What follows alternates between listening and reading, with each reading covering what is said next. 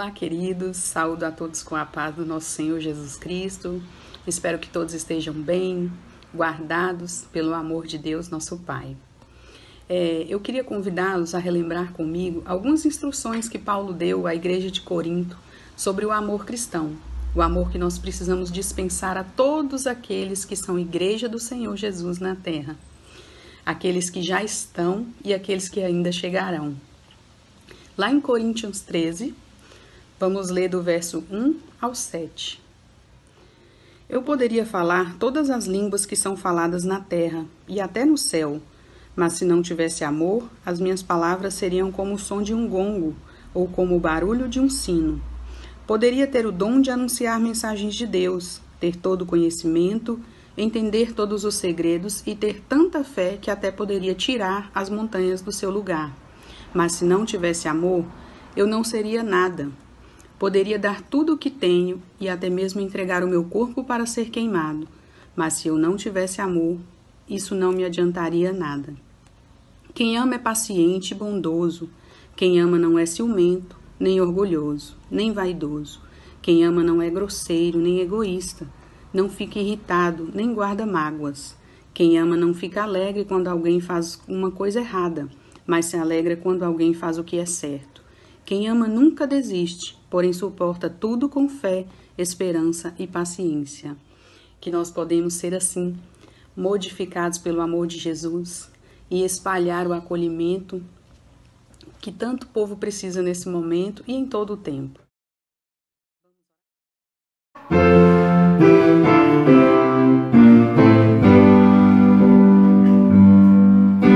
estou com os meus problemas, procurando alguma solução, sinto a força e sigo em frente, creio em ti.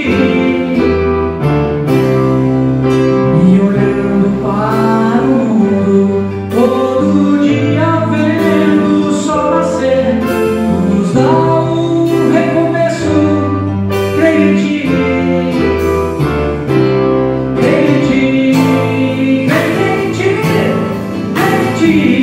Deus, creio em ti. Cada novo dia, creio em ti. Se às vezes praguejamos e pensamos que tudo acabou, tu nos dá um novo dia, creio em ti. Ao ver o sol brilhando e as crianças sempre a sorrir, nos dá esperança, creio em ti. Creio em ti, Deus, creio em ti. Cada novo dia, creio em ti.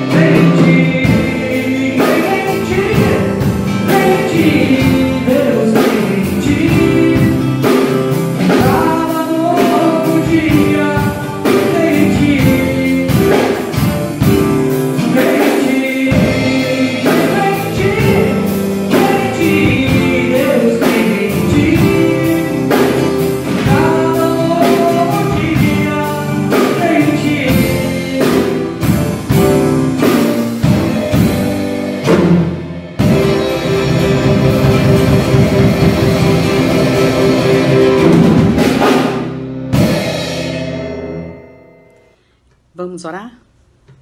Pai querido, nós te agradecemos pela tua presença em nossas vidas. e podemos exaltar o teu nome porque tu és digno, tu és santo, tu és soberano. Glórias a ti, Pai. Por tanto amor, por tanta graça, nós te agradecemos.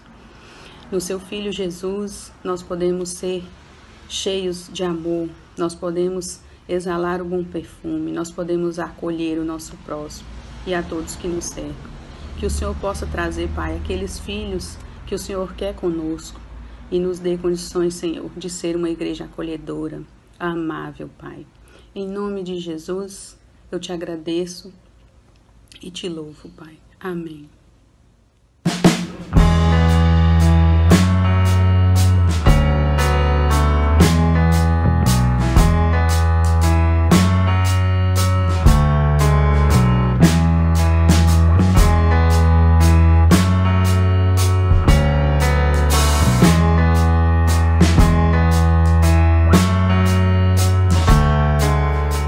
Olá pessoal, com alegria que a gente está aqui hoje com a Lucélia.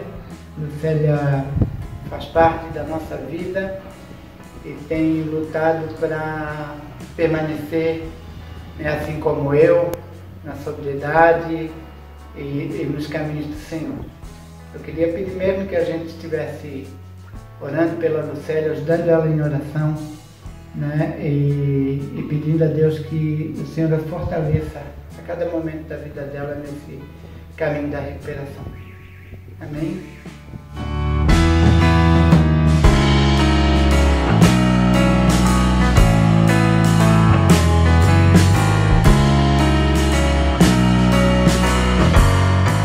Olá, eu gostaria de agradecer as orações de todos e falar que foi um período de uma experiência única, que eu tive um encontro verdadeiro e grandioso com Deus e que quero traçar esse caminho, essa jornada e agradecer essa família amada que tem me acolhido. Obrigada, gratidão.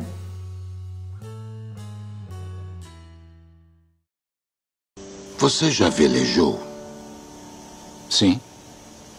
Imagine-se olhando para o vasto mar diante de você. Você se abaixa, põe a mão na água e traz um pouco de água até você. Imediatamente a água começa a escorrer pelos dedos até a mão estar vazia. Essa água é a vida do homem. Do nascimento à morte, ela está sempre escorrendo por nossas mãos até se ir. Junto com tudo a que você tem apreço neste mundo. Porém, o reino de que falo, para o qual eu vivo, é como o resto da água do mar. O homem vive por aquele punhado de água que escorre pelos dedos. Mas aqueles que seguem Jesus Cristo vivem para aquela expansão infindável de mar.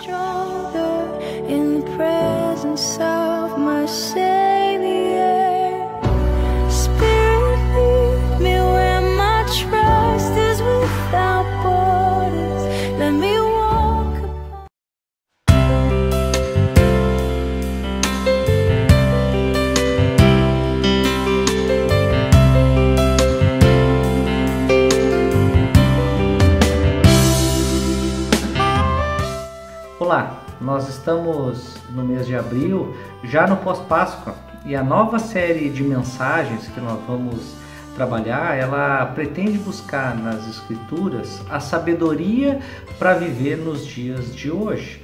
Os tempos, com certeza, são difíceis, mas se estivermos atentos ao que Jesus nos diz, vamos perceber que não é apenas possível viver esses tempos, mas é preciso saber vivê-los. É importante lembrar, nesse sentido, que na história passada a igreja já enfrentou pandemias como essa que estamos enfrentando, talvez até piores, e outras dificuldades várias vezes, e algumas vezes reagiu com muita nobreza a essas situações e permaneceu alinhada com o reino de Deus. E nós podemos aprender muitas lições disso. Só que agora é o momento de nós respondermos ao tempo que nos cabe na história, uma boa dose de nobreza e com certeza alinhados com o reino de Deus. Então, gente, é preciso saber viver. Nosso primeiro tema será um novo nascimento, conforme está descrito em João 3, 1 a 12. Essa passagem ela conta a história do encontro do fariseu Nicodemos com Jesus. Eu creio que o ensino de Jesus aqui é a base para se saber viver. Vamos acompanhar então essa história. Havia um fariseu chamado Nicodemos, uma autoridade entre os judeus. Ele veio a Jesus à noite e disse: Mestre, sabemos que ensinas da parte de Deus, pois ninguém pode realizar os sinais miraculosos que estás fazendo se Deus não estiver com ele. Em resposta, Jesus declarou: Digo-lhe a verdade, ninguém pode ver o reino de Deus se não nascer de novo. Perguntou Nicodemos: Como pode alguém nascer sendo velho? É claro que não pode entrar pela segunda vez no ventre da sua mãe e renascer. Respondeu Jesus: Digo-lhe a verdade, ninguém pode entrar no reino de Deus se não nascer da água e do Espírito. O que nasce da carne é carne, mas o que nasce do Espírito é Espírito. Não se surpreenda pelo fato de eu ter dito: é necessário que você nasça de novo. O vento sopra onde quer, você o escuta, mas não pode dizer de onde vem nem para onde vai. Assim acontece com todos os nascidos do Espírito. Perguntou Nicodemos: Como pode ser isso? Disse Jesus: Você é mestre em Israel e não entende estas coisas? Asseguro-lhe que nós falamos do que conhecemos e testemunhamos do que vimos, mas mesmo assim vocês não aceitam o nosso testemunho. Eu lhes falei de coisas terrenas e vocês não creram. Como crerão se lhes falar de coisas celestiais? Jesus, sem dúvida, ele usa muitas metáforas ou ilustrações para capturar a mente e o coração dos seus ouvintes, e elas vão muito além de meras informações superficiais. Acontece que essas ilustrações, elas carregam dentro de si uma nova realidade, cujo poder de transformação é impressionante.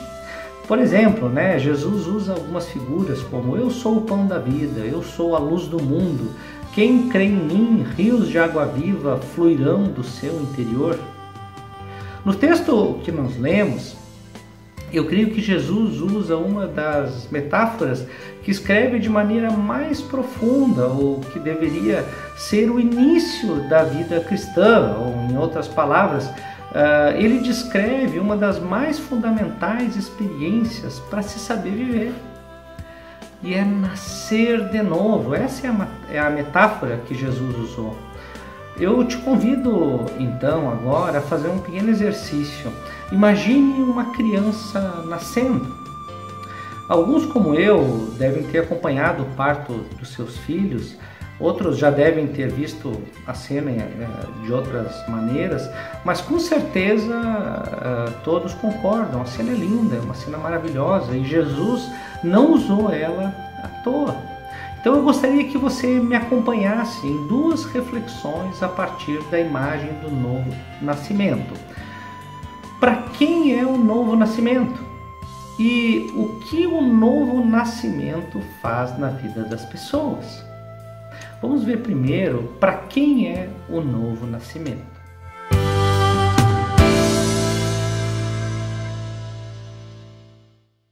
Geralmente, quem participa de alguma igreja cristã imagina um tipo específico de pessoa quando ouve o termo nascido de novo. Para alguns, o primeiro tipo que vem à mente é o tipo emocional. É aquele que chora porque foi impactado por uma experiência forte com Deus.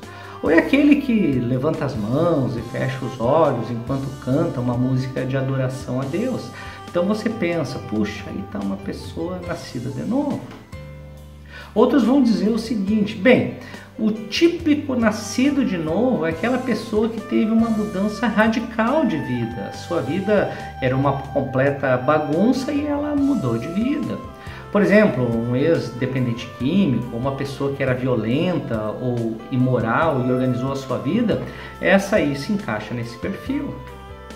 Um outro jeito de pensar sobre isso é dizer que as pessoas nascidas de novo são pessoas conservadoras. Elas têm um alto padrão de moralidade, são serenas e conhecedoras das Escrituras. É o tipo cara da igreja. Acontece que o texto que nós lemos vai contra isso completamente, ou seja, não é possível ter uma ideia padronizada sobre o nascer de novo. Observe que desde o começo o texto nos dá Nicodemos. E quem é Nicodemos?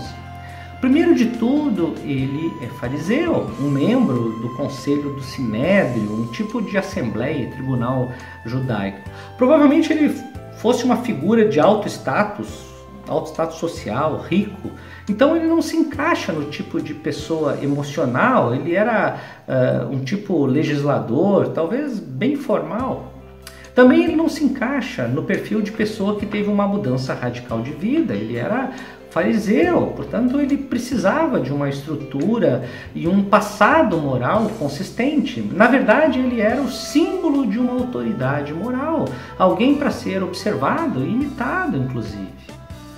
Daí, em terceiro lugar, quando você ouve a palavra fariseu, você diz: aí está o tipo conservador.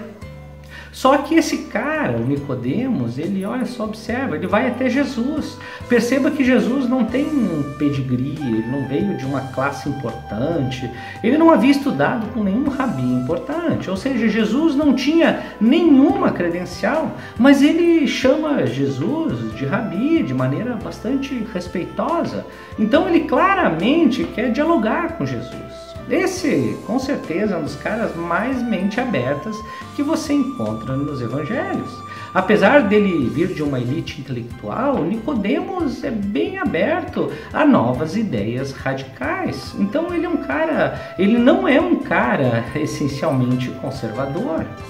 Veja só, Nicodemos, então, não é um tipo emocional, ele não é alguém que teve uma vida moralmente bagunçada e também não é um típico conservador. Então nós vemos aqui o quê? Parece que a primeira grande lição desse texto é o seguinte: para nascer de novo, você não precisa de mais moralidade e religião na sua vida.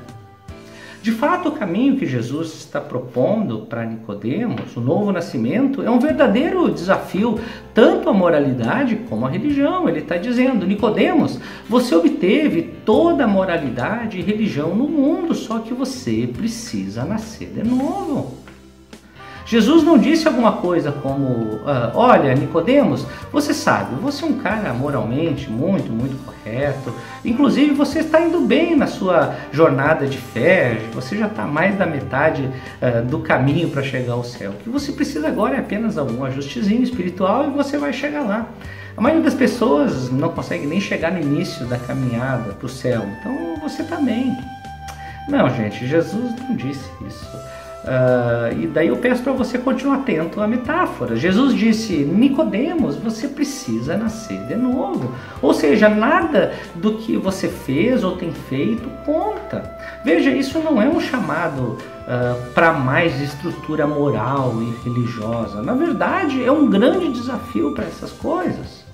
É o que nós temos falado insistentemente sobre as boas novas do Evangelho. Não importa se você é uma pessoa espiritualizada ou religiosa, não importa se você é uma pessoa sempre disposta a fazer o bem, não importam as tuas conquistas materiais ou espirituais, não importa se você vai sempre à igreja, você precisa nascer de novo. É isso que o texto está dizendo. Mas também significa, gente, que não importa a bagunça em que você já se meteu ou que você ainda está metido, não importa o quão desgraçado você já foi ou que ainda é, você também precisa nascer de novo. Porque Jesus nos diz: ninguém pode ver o reino de Deus a menos que nasça de novo. A igreja, portanto, é uma comunidade para todas as pessoas, mas é uma comunidade onde todos igualmente precisam nascer de novo. Essa é a chave de ignição para ir para o reino de Deus. Então, quando nós falamos tantas vezes da importância de nós aceitarmos as pessoas diferentes, eu te digo o seguinte: só é possível aceitar uns aos outros como Jesus o fez, só é possível não se sentir superior àquelas que pensam diferente se você realmente nascer de novo. Isso vale para os de fora como para os de dentro da igreja. Então, gente, respondendo a pergunta, para quem é o novo nascimento? Então eu pergunto, na verdade, para você que está me ouvindo, você já nasceu de novo? Realmente, não existe salvação sem o novo nascimento. Então, eu e você precisamos nascer de novo. Então, é para esses que são o novo nascimento. Agora vamos para a segunda lição desse texto.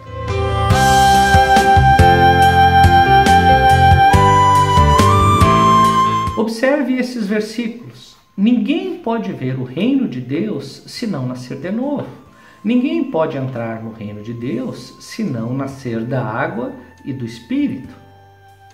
Nascer de novo e nascer da água e do Espírito é a mesma ideia.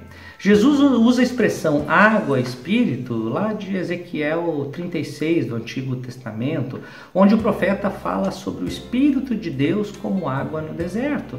Então a água aqui é uma metáfora para o Espírito, são duas maneiras de dizer a mesma coisa. Portanto, o que nós estamos ouvindo aqui? Que nascer de novo é nascer do Espírito, é ter o Espírito de Deus implantado em você, colocado em você, estabelecido em você.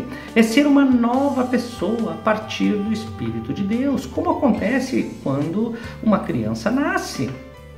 Ela nasce para um novo mundo, para uma nova realidade. Olha só que metáfora impressionante. Em outras palavras, ao usar a figura de uma criança nascendo, Jesus ele mostra como a presença de Deus em nós transforma a nossa vida. Então nós precisamos realmente lidar com essa metáfora, explorar ela bem, porque ela realmente nos revela como saber viver. Acontece que, assim como muitos de nós, parece que Nicodemos ele resistia a essa imagem tão profunda de transformação. Versículo 4, ele diz: como pode um homem nascer sendo velho? No 9, numa outra resposta, ele diz: como pode ser isso? O que Jesus responde no final: eu lhes falei de coisas terrenas e vocês não creram. Como crerão se lhes falar de coisas celestiais? Jesus, portanto, ele está trazendo uma nova realidade espiritual, que assim como Nicodemos, todos nós devemos experimentar. Então, de maneira prática, observando o nascimento de uma criança, o que o nascimento ou o nascimento no espírito, aliás, o que o novo nascimento ou o nascimento no espírito faz na vida das pessoas? Nós podemos dizer que basicamente ele traz uma nova percepção do mundo, ou em outras palavras, uma nova sensibilidade. O que eu quero dizer por sensibilidade?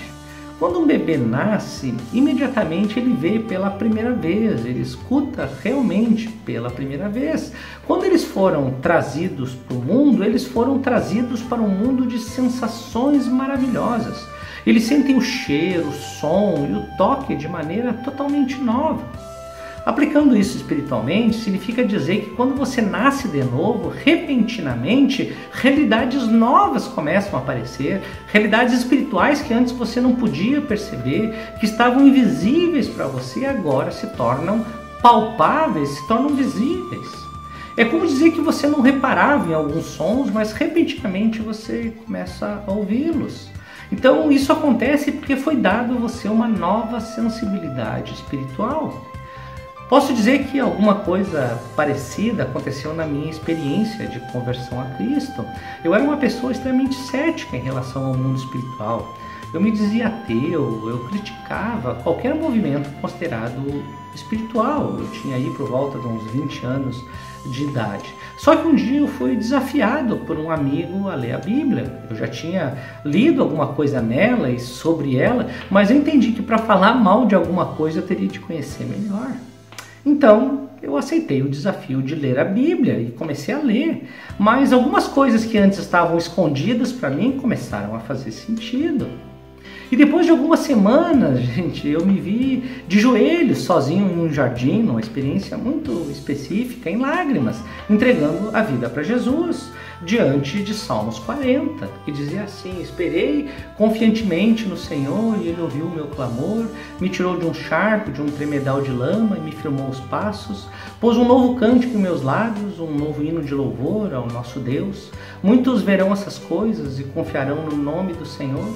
Bem-aventurado é aquele que põe em Deus a sua confiança e não pende para os arrogantes, nem os afeiçoados à mentira. O que aconteceu? Eu enxerguei a mim mesmo naquelas palavras, e o que antes era incompreensível se tornou uma realidade, se tornou uma possibilidade, se tornou a expressão da minha própria vida. Certamente você não precisa ter uma experiência igual à minha para descrever o novo nascimento, porque muito maior do que a experiência, na verdade, é a transformação de vida. Isso é como dizer o seguinte, que você já tinha ouvido falar, por exemplo, que Deus te ama, mas agora isso começa a fazer sentido, você começa a sentir isso. Agora isso se tornou real para você, agora isso te convenceu e começou a te nutrir. Olha que interessante, Santo Agostinho disse que a marca do verdadeiro novo nascimento, ou a marca de um cristão regenerado, é que o amor do seu coração está sendo reorganizado. Então uma coisa é dizer assim, olha, eu acredito que Deus me ama, só que está aqui na mente. Enquanto o que é mais importante para mim, aquilo que realmente dirige a minha vida, é o amor de uma outra pessoa, é o sucesso profissional, é o status, é o dinheiro. Você pode até bater no peito e dizer, eu sou cristão, eu vou à igreja, eu acredito que Deus me ama. Só que o amor por ser reconhecido, o amor por se sentir superior, o amor ao poder, ou até mesmo a sensação que vem do sexo, é mais real para você que o amor de Deus. O amor de Deus ainda é abstrato, ela está na mente, não está no coração. Não é o amor de Deus que dirige a tua vida, não é o amor de Deus que te dá senso de segurança e identidade. Você não descansa nele. Então, gente, quando você nasce de novo, o que acontece? O amor de Deus em Cristo se torna mais real em seu coração do que o reconhecimento da pessoa amada, do que o sucesso profissional e do que o dinheiro na sua conta. Isso significa que o seu amor foi reordenado, ele foi reorganizado.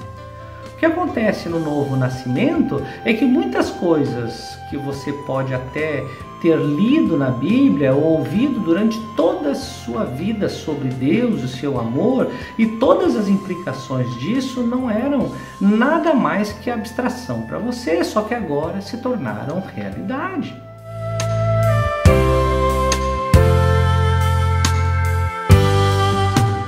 Alguém pode perguntar, então como eu posso nascer de novo? Tecnicamente, a Bíblia vai responder que não tem nada que você possa fazer, isso não tem a ver com você. O texto que nós lemos diz que o vento sopra onde quer e vai para onde quer, é assim todo aquele que é nascido do Espírito. Realmente não está sob o nosso controle. Vamos considerar novamente a metáfora do novo nascimento. Quando Jesus disse que nascer de novo é como um bebê recém-nascido, você deve fazer a seguinte pergunta: qual o esforço do bebê para nascer? Nenhum. O bebê não faz nada, o bebê não contribui em nada para o seu nascimento. Então você já sabe que não é pelas boas obras, mas alguém faz um grande esforço para o bebê nascer. Tem uma pessoa realmente que sofre toda a dor. Quem é ela? É a mãe. Agora, eu acho que uma das razões pela qual nós não entendemos completamente essa metáfora e as implicações dela é porque realmente nós vivemos em tempo de calmantes, de anestésico, mas toda criança que nasce no mundo é através da dor e do sofrimento da mãe e ao custo da vida da mãe em alguns casos. Isso é especialmente verdade no tempo de Jesus. Observe mais uma coisa, no capítulo 16 de João, Jesus está falando sobre ir embora. Mas no verso 21 ele diz: uma mulher dará à luz a um filho com pesar, porque a sua hora é chegada. Mas quando a criança nasce, ela esquece a aflição por causa da alegria da criança que nasceu no mundo. Isso é uma declaração incrível. Esse termo que é usado outras vezes no livro de João, é chegada a hora, significa hora da morte de Jesus. Portanto, quando Jesus compara a vida no Espírito implantada em você com o nascimento de um bebê, o que ele está dizendo? Ele está se identificando com uma mulher em trabalho de parto. Ele está dizendo: olha, eu sou como uma mulher em trabalho de parto. Você nascerá novamente, sim, através da minha dor e do meu sofrimento, sim, apesar do custo da minha vida, mas também eu terei muita alegria ao ver a sua vida brotar da minha morte. Isso é maravilhoso, gente. Deus se alegra por ter sofrido como uma mãe se alegra quando o filho nasce. Ele diz algo assim: olha, eu sofri demais, mas eu faria isso novamente só para ter você comigo. Esse é o ponto da ilustração que não pode escapar de nós. Nós somos muito importantes para Jesus, pois Ele nos ama, sendo nós ainda pecadores, e festeja quando nascemos de novo. O novo nascimento, portanto, não tem a ver com aquilo que você faz, mas com aquilo que Deus fez. Por isso nós somos convocados ao arrependimento, a mudar de direção, a viver a partir dessa nova realidade, a experimentar a verdadeira sensação da vida para a qual nós fomos criados.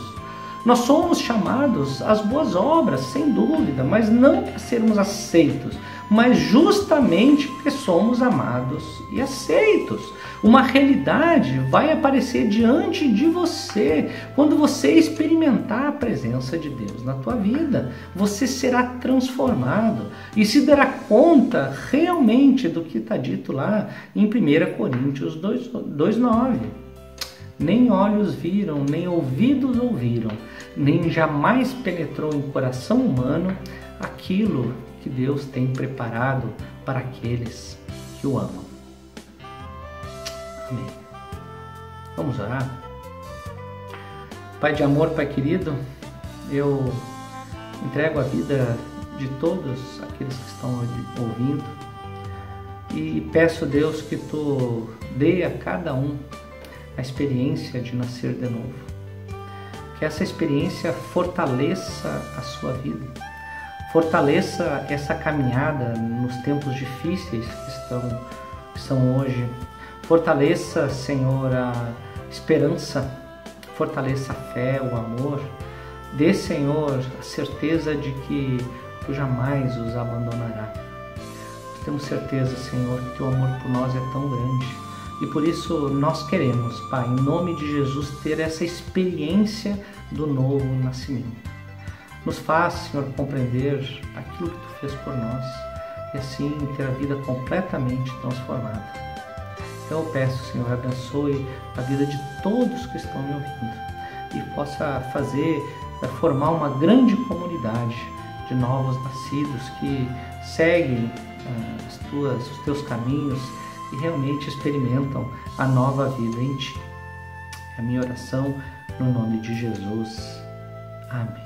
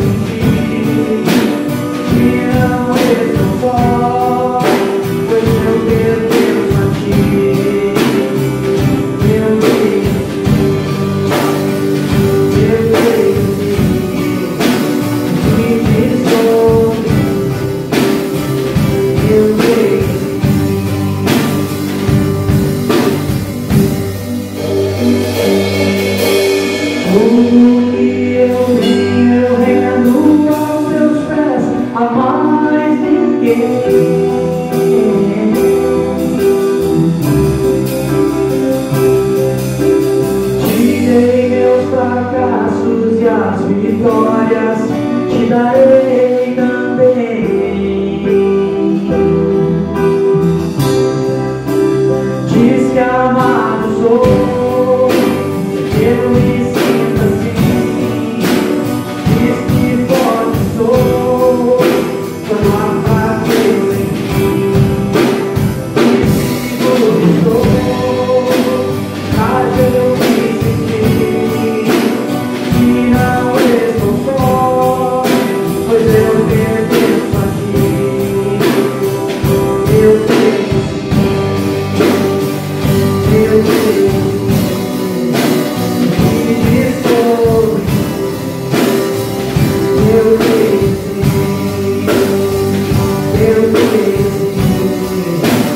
que me estou,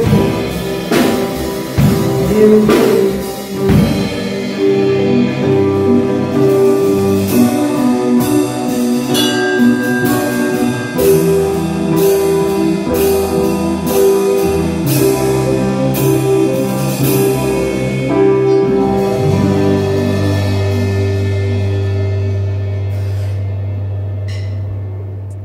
Pessoal, estamos encerrando mais um culto mediado por tecnologia. Eu gostaria de orar mais uma vez pelas pessoas que têm sofrido direta ou indiretamente desta pandemia. Nós temos acompanhado alguns dados que são bem tristes para nós, como cristãos que se preocupam com a vida e com as pessoas do mundo. De acordo com o portal da Transparência, que é acesso público, parece que estamos nos aproximando de um momento onde o número de mortos pode se igualar ou até superar o número de nascimentos durante alguns meses desta pandemia. Isso é algo inédito na história do Brasil e é algo que nos preocupa bastante. Enquanto os números de contaminados e de mortos continuar crescendo, enquanto as pessoas estiverem sofrendo, enquanto o desemprego estiver rondando, a fome aumentando e a depressão e a tristeza rondar os lares das pessoas, nós como igreja nos levantamos e nos colocamos diante de Deus para que realmente Deus haja na vida das pessoas e nos colocamos como canal de bênção de Deus para que de alguma forma Ele possa trazer refrigério para essas pessoas. Então eu quero em primeiro lugar orar por todas as pessoas. Em segundo lugar, eu gostaria de convocar você para participar junto conosco desse grande movimento. A igreja, ela, apesar de estar isolada, ela continua em movimento. Então, nós continuamos com as nossas doações de cestas básicas, com os nossos atendimentos a pessoas com dependência química, com a nossa horta comunitária. Queremos ajudar as pessoas a compreenderem e perceberem que Deus está presente na nossa vida, através da nossa vida e na vida de todas as pessoas. Então eu te convido agora nesse momento para orar. Vamos orar. Pai querido, Pai de amor, em nome de Jesus eu peço que Tu traga refrigério e paz para essas pessoas que estão sofrendo de Covid, direta ou indiretamente. Ó Deus, traz alívio, traz suprimento a essas pessoas. Nos solidarizamos muito com elas. E nós, como igreja, queremos levantar a nossa voz e dizer que cremos, Senhor, que Tu és um Deus que está atento a todas essas coisas, que sofre conosco e que não tarda, Senhor, em agir em nosso favor. Nós oramos realmente colocando o nosso coração diante de Ti, com certeza de que Tu nos ouve e nos consola.